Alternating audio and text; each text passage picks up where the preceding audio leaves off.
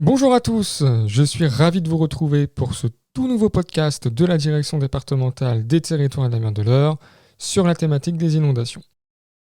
À l'aide du témoignage d'un habitant du département, je vais vous démontrer qu'au sein de ce dernier, les inondations peuvent être récurrentes et surtout potentiellement dangereuses.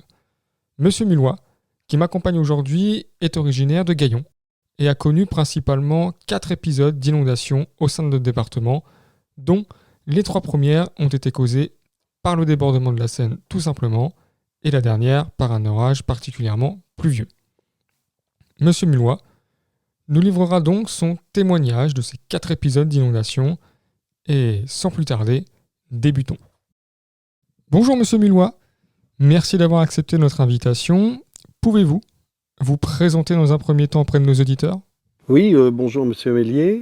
Alors effectivement, donc je m'appelle Bernard Mullois, je suis natif de Gaillon et donc j'ai passé une bonne partie de ma vie sur la région.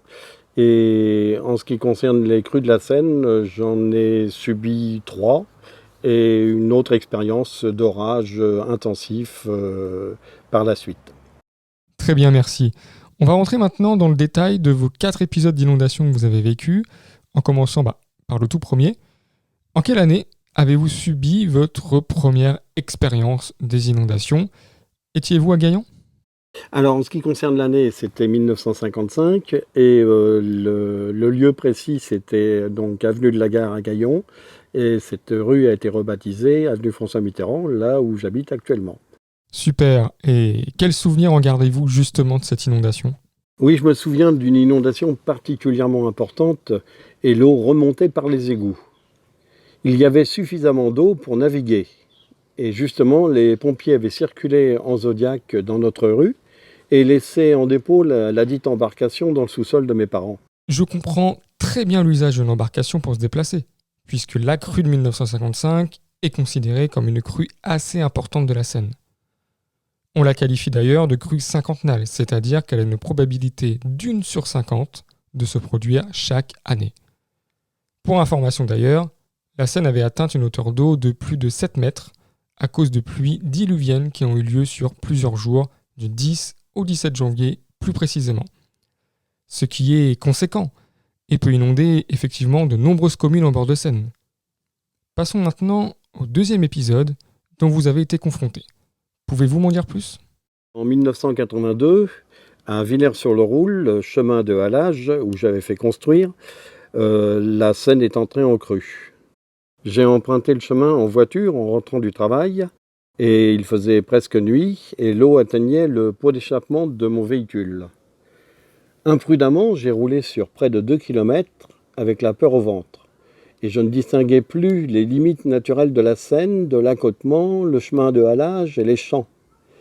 Bon, cependant, les arbres en berge de Seine m'ont quand même bien guidé.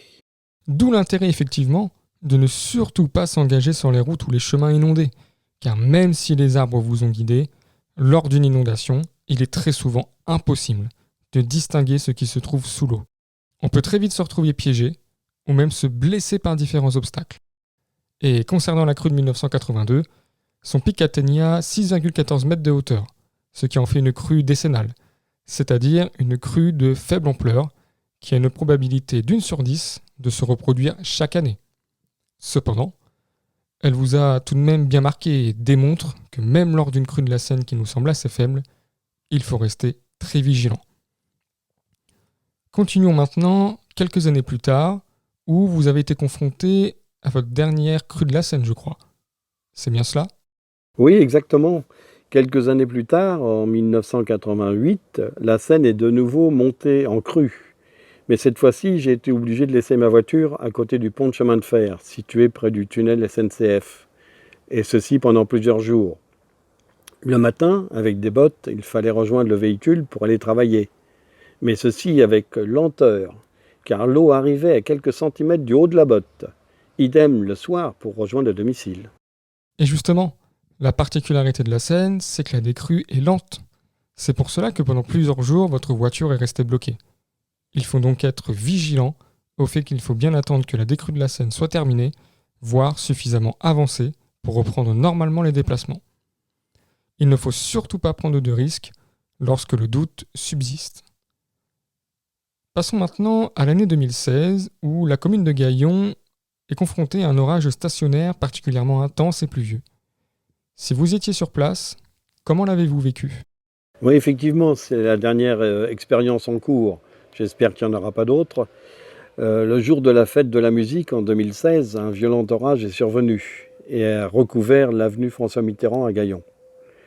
Mon terrain se trouve au point bas de la chaussée et en quelques minutes, j'ai constaté une inondation de 30 cm de hauteur dans mon sous-sol. J'ai donc fait appel aux pompiers, mais par malchance, ils étaient occupés à de nombreux endroits dans la ville de Gaillon et ils n'ont pas pu intervenir tout de suite. En cause, selon moi, le manque d'entretien des fils d'eau où poussent des plantes et le bouchage des regards par les branches, les feuilles et la boue. Mais ce qu'il est important de retenir ici, c'est qu'une inondation peut subvenir très rapidement lors d'orages. C'est pour cela qu'il est important de rester à l'écoute des prévisions des services de météorologie et des consignes données par les collectivités et les services de l'État à l'approche d'un orage. D'ailleurs, vous pouvez consulter le site internet de l'État, www.eure.gouv.fr, afin d'obtenir de plus amples informations sur les plans de prévention des risques d'inondation liés aux communes en bord de Seine, comme celle de Gaillon. Je vous remercie, Monsieur Mulloy, pour votre témoignage captivant. Et moi, de mon côté, je vous dis à bientôt pour un prochain rendez-vous sur les inondations. Merci.